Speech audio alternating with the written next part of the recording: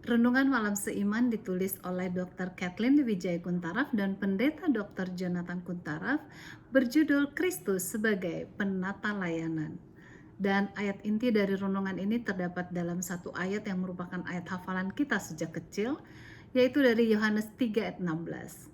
Karena begitu besar kasih Allah akan dunia ini, sehingga ia telah mengaruniakan anaknya yang tunggal, supaya setiap orang yang percaya kepadanya tidak binasa, melainkan beroleh hidup yang kekal. Penata layanan yang baik adalah suatu kehidupan yang tidak mementingkan diri, di mana ada penyerahan diri sepenuhnya kepada Allah dan melayani manusia. Karena kasihnya kepada kita, Kristus telah menanggung salib yang kejam itu. Bahkan rela merasakan sakit yang tak terduga dalamnya oleh karena ditolak oleh miliknya sendiri dan seolah-olah ditinggalkan Allah. Nah, dibandingkan dengan pemberian Kristus ini, apa saja yang dapat kita berikan?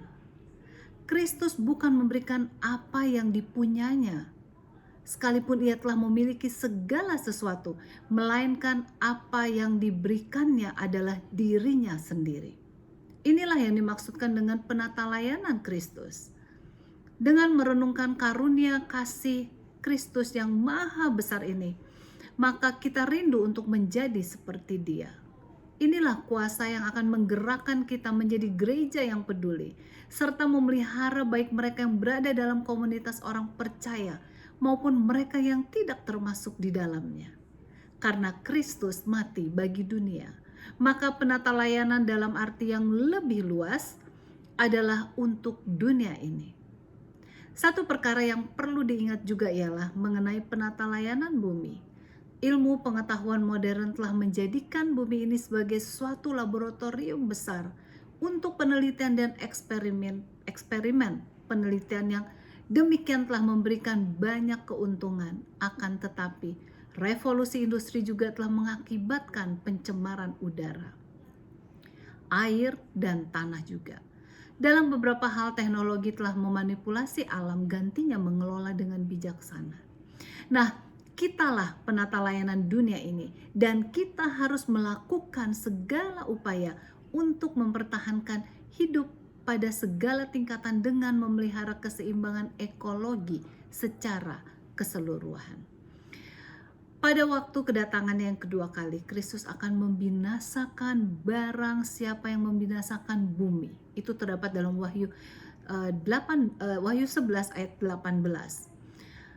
Dari sudut pandang ini, penata layanan Kristen bertanggung jawab bukan hanya atas milik mereka sendiri, tetapi juga atas dunia di sekelilingnya.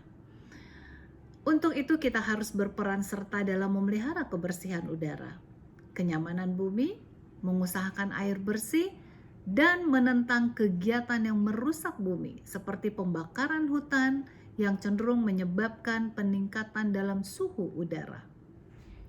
Sama seperti Yesus yang telah menjadi penata layanan yang baik, dengan menyerahkan hidupnya untuk menunjukkan kepeduliannya kepada keselamatan kita, maka dengan demikian, kita juga harus menjadi penata layanan yang baik dengan menggunakan semua berkat Tuhan untuk kemuliaan bagi nama Tuhan, termasuk dalam memelihara bumi agar tetap dapat dinikmati manusia selama dunia ini masih bertahan.